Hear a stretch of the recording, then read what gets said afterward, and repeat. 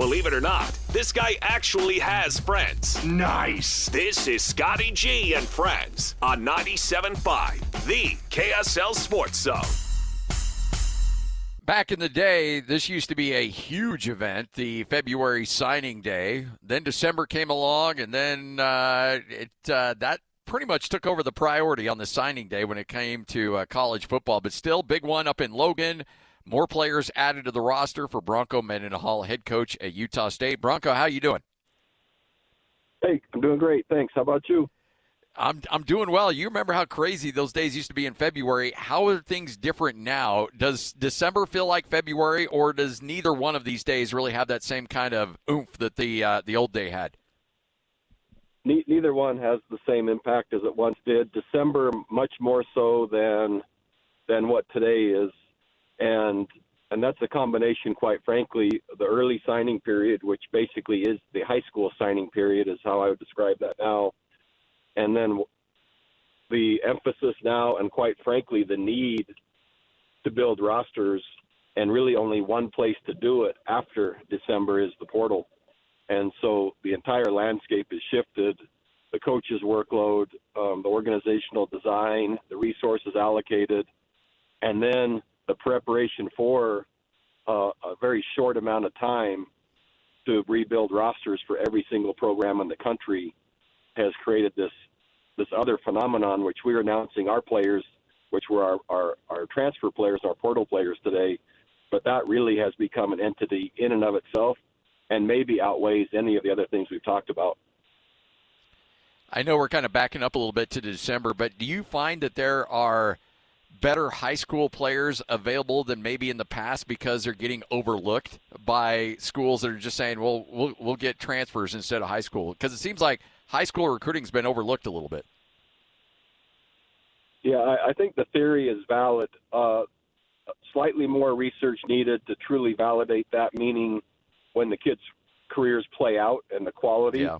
But my sense right now is that the quality of high school player available for Utah State is higher, and the demand is lower around the country and by emphasis, and the opportunity is greater. So I really see for Utah State and our program a chance to continue getting really good high school football players, especially from our own state, and leveraging that over time while I'm in the portal enough to continue winning and building momentum, but the future of the program being sustained through the consistency of high school recruiting. You mentioned to me leading up to this signing day that the academic calendar was going to be a bit of an issue for Utah State with the one transfer portal opening now instead of two. How were you able to navigate that now that you're looking back on it? Yeah, unlike anything I've ever experienced. And so for our listeners, the portal opens, I believe, on a Friday. Our school starts Monday. That means we had a Saturday, Sunday, and then classes began. We had to add what we assessed were 35 players to our roster in less than 2 weeks. We knew that going in, presented that to the institution. Utah State did everything they could to help.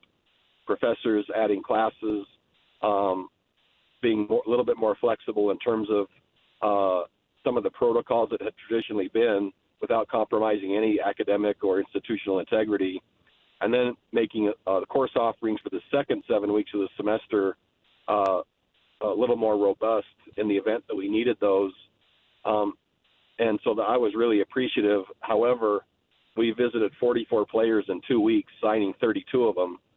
And that was visits every day, players coming in and out, making decisions in 24 hours or less on where their future home was.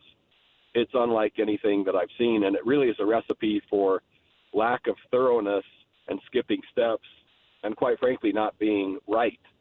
And that's happening around the entire country. At Utah State, it was just accelerated because of our academic calendar. But I think we did really well under all the circumstances. But man, I just simply do not believe that's the sustainable model for college football. And anyway, amazing challenge. I think, again, we were very successful, but just really just a unique experience. When you have that season that you had and it's under your belt, and have you had a chance to really reflect on last year, or Did it go right into this portal and into this recruiting period, and you really had no time to decompress and kind of look back on your thoughts on the pluses and minuses of last year? Oh, it's both. So after our bowl game, there is a time period before the portal opens, and that, quite frankly, is a time period that's mislabeled. And as we know, the NCAA calendar needs to be completely redone. And so I'll frame that just for a second. That month that leads up to the portal opening, right, that's supposed to be a non-contact and non-tampering time period. If you think about now having to turn a roster in basically 2 weeks from the minute the portal opens and have those kids get into class, anyone that truly played by the rules and had no contact with a prospect that wasn't in the portal yet was at a giant disadvantage and, quite frankly, was completely ineffective. Many of the young people that we recruited, right, they had deals brokered, visits set, and amounts already discussed halfway through that month. And that was in a time period that all that's supposed to not be legal. But there currently isn't a governing body capable of addressing that. And there's behavioral norms that have kind of defaulted to industry standard as relative communication and moderate tampering, right? There are all these unofficial kind of best practices that are being associated simply to be effective enough to build your roster in a time period that makes no sense. And so it probably should be relabeled pre-portal communication window or something to that effect, because the rules just simply aren't being followed. Nor, if they were specifically, there isn't enough time to fill your roster and do the research needed. At that same time, to answer your question, I'm certainly reflecting on our existing season. I made the comment to a dear friend of mine right after our spring practice that I thought that we would be racing at the finish line to be postseason eligible with 1, 2, or 3 plays determining whether we were in the conference championship game. And it played out almost identically to that. And so I had a good idea where we were, good idea where we are, and we were a play or two or a player or two away or a decision or two away as the head coach in game management from right being in the conference championship game in year one. And then in reflecting to our bowl game, our roster just was not quite deep enough to handle an injury or two to have the outcome we wanted there, which is all great feedback for going into year two. Bronco Mendenhall, head coach at Utah State, joining us. Is there some level of, and I'm trying to think of the right phrase to put this, but the landscape that you're describing feels like the old Wild West, but sometimes it governs itself to a certain extent. Is there somewhat of a code among thieves on how you guys do talk to certain players? Is there some kind of unwritten rules that you at least the coaches kind of follow, or is it just a free-for-all? It's more of the first within coaches that have morals, values, and ethics, where they're trying everything possible to stay within reason of the rules and the intent of the rules. And I would say there's plenty that are working hard to do that. And that just, quite frankly, is the moral integrity and the human decency to try to navigate a space with character. And then there are plenty that are the other, where they just see a huge opportunity to exploit. And there are plenty of those also at the same time. So a lot of people obviously look at quarterback, and you had probably one of the most impressive individual performances of any quarterback I've seen in the state of Utah with what Bryson Barnes was able to put together last year for your squad and just laying it on the line game in and game out. McKay Hillstead makes his return. You've got some freshmen coming in as well. You've got a transfer from Virginia. I got to imagine that's open competition in spring. Do you hope to have that settled by spring, or does that carry over into the fall? I always hope to have it settled by the end of spring, simply because of the autonomy needed to operate in the summer months without supervision from the coaches. But also it's good for the team to know who their leader is, and then right in the unofficial workouts or the other organic workouts that happen, and even in the locker room, it's great to know who the leader is. That doesn't mean a backup can't be the leader. It doesn't mean there isn't still a chance for competition. However, that can only be to a certain extent. So I love it to be done at the end of spring. I've also been in situations where it didn't finish that way, but it still worked out effectively. But the sooner the better, I think, for the organization, the consistency, the identity, and the direction. And now whether that will happen for sure, I can't ever say for sure, but that's always my hope. So Kevin McGivern takes the job at the University of Utah. What was the phone call like when you talked to Robert and I and said, hey, you know what, maybe let's make one more run together? So the phone call, first of all, regarding Kevin McGivern, I haven't ever worked with someone of that matched or that he didn't exceed the character and the type of person. What an amazing human being, very skilled coach, one of the best experiences of my life to have worked with him. And so I just feel really lucky and grateful that Kevin was with me and us at Utah State last year, and he'll do exceptional wherever he goes. So first of all, I just wanted to make sure everyone knows what I think of him, and he's just exemplary. In terms of Robert, that was my first phone call. It lasted about, 15 seconds. And it was, Robert, would you have an interest in? And it was yes, and when. And he's expressed multiple times the highlight of his coaching career was our time at Virginia together, that staff, what we were able to accomplish there. And it just is, I think he feels just fortunate, grateful, but I've never seen him as happy. And so 15 years together is what we've spent. He started the first day at BYU as the offensive coordinator on my first day as the head coach.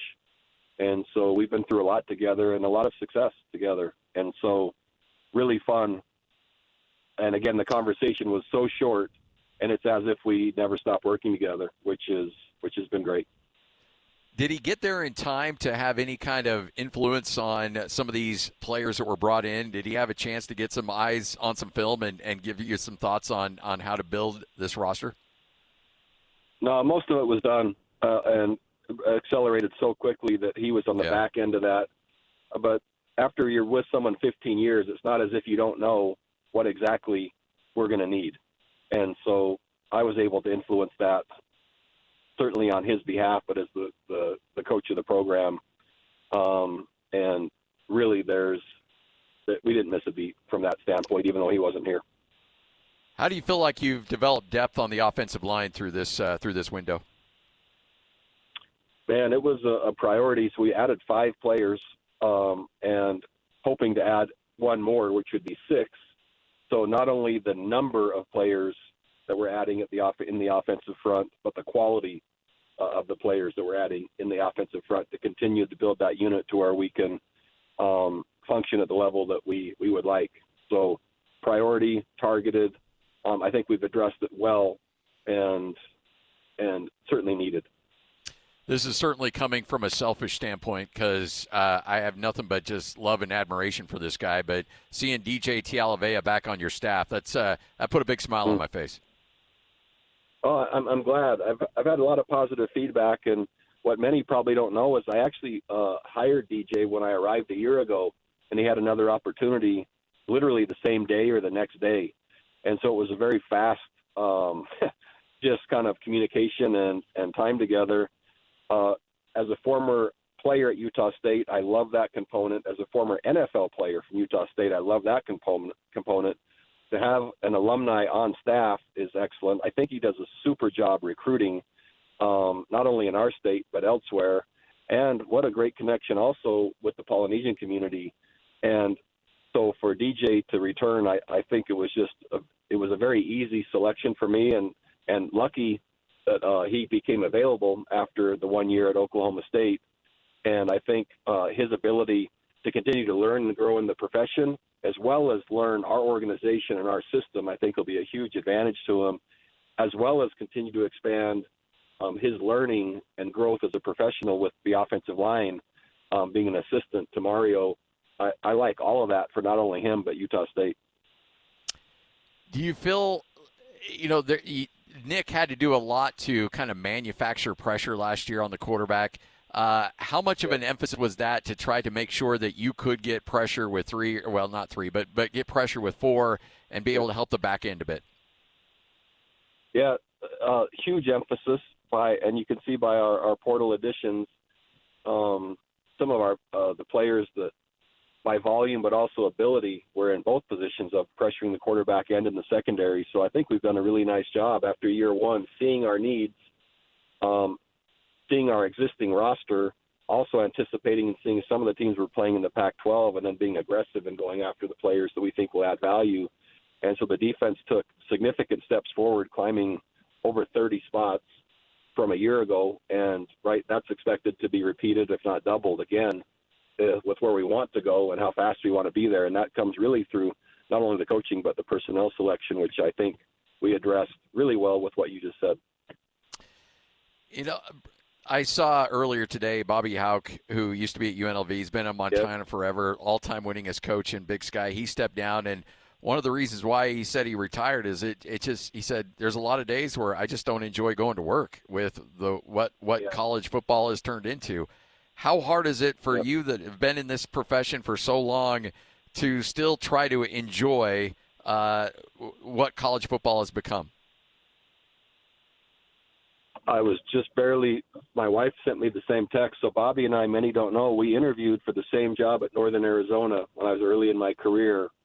And Bobby and I worked together at NAU, and we've known each other, and my wife Holly and his wife Stacy are good friends and have been a long time. When I saw when I saw that he retired, I already knew. I knew exactly why.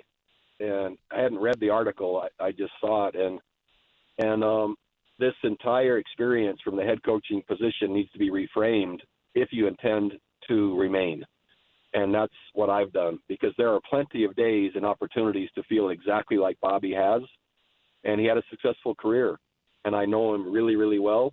And if you can't find the reason within this landscape to do the job, it's very, very similar to Chris Kleiman at Kansas State. There are very good coaches that have just had enough of this current approach, landscape, and quite frankly, the professional football nature of what it is. And that is professional football. As anyone that says it's not is really not educated enough to see what this is. This is pay for play. These are contracts. This is free agency. And it's an amazing experience. And then knowing your entire roster, and quite frankly, the entire roster of every team that plays college football is able to leave at the end of each year. And so coaches like Bobby and those that are maybe more drawn to the traditional approach, it's very difficult to make sense of it. From my standpoint, the development of young people, and the influence on them in areas in addition to football is what sustains me. And if you were to say only the football part or the landscape part, it'd be a hard argument for many in the profession to say, man, I'm for that. By the way, that's not a complaint, and nor am I looking for any kind of sympathy.